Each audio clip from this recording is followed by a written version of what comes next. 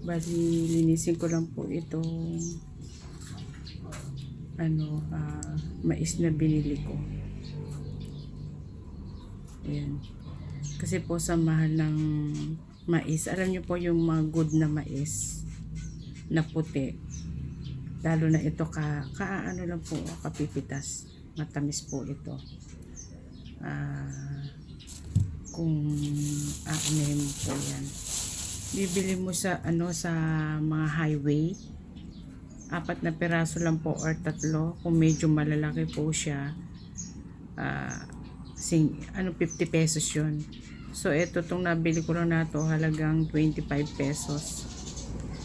Kaya pwede na to pang midnight snack ng asawa ko. Kasi mahilig siyang kumain ng pagka bago matulog. Tapos habang nagpapaantok po, ayun, kumakain siya, gusto niya ganun. Bago ko siya ilaga, alasin ko muna yung mga, ayan, yung may mga natira po kasing buhok-buhok. Good din po siya kahit maliliit to, ang gaganda po. Ayan. Ayan. Ay, ito may konting reject. Pero okay lang. Kasi 25 pesos lang naman po. Hindi naman siya sira. Ganun lang siya.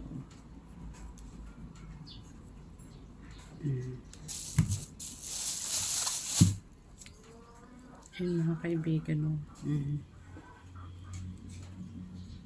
I can't wait. Alisin ko lang yung ganito po, yung ganito pong may halong violet ba ito? Ano tawag dito na nakalimutan ko na yung yung magandang binhi ng mais po. Purple, ayan. Masarap po yung yung bagong po na yun. Purple na mais. Ayan, kita nyo po, ang dami pang buhok-buhok. Ayan.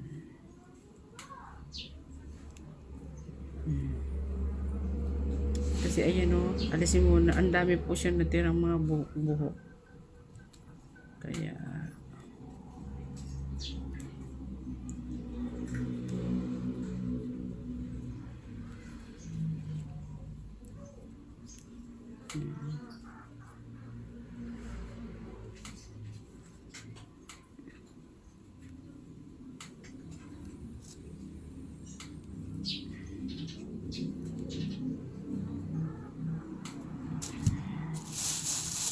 dami ding laman.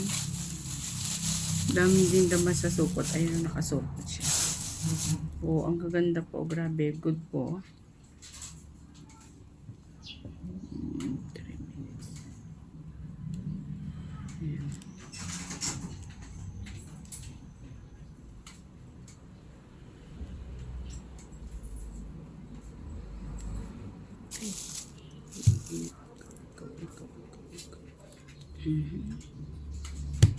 May uod siya.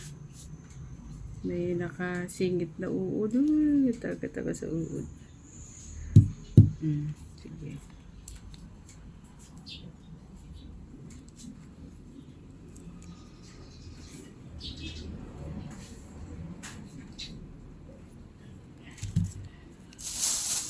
Dami din po niya. Ayan, tingnan po. Good siya. Ilang peraso to? 25 pesos lang po.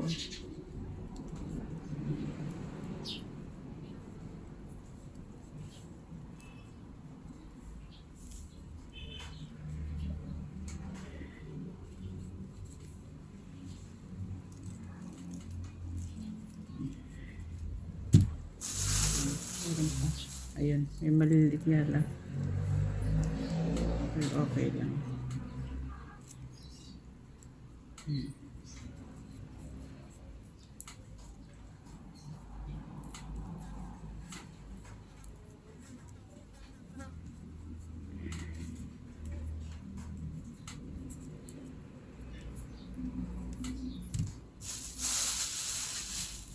Ang dami po.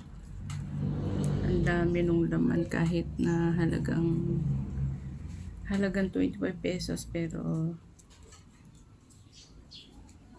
kahit may maliit, okay lang. Kasi hindi naman siya sira. Sakto lang din. Ayan. Tapos na. Ayan po siya, oh. Dami din po, oh. Ayan. Ayan, 25 pesos ito yung nalinis ko. Di ba po? Salamat po, guys. Bye.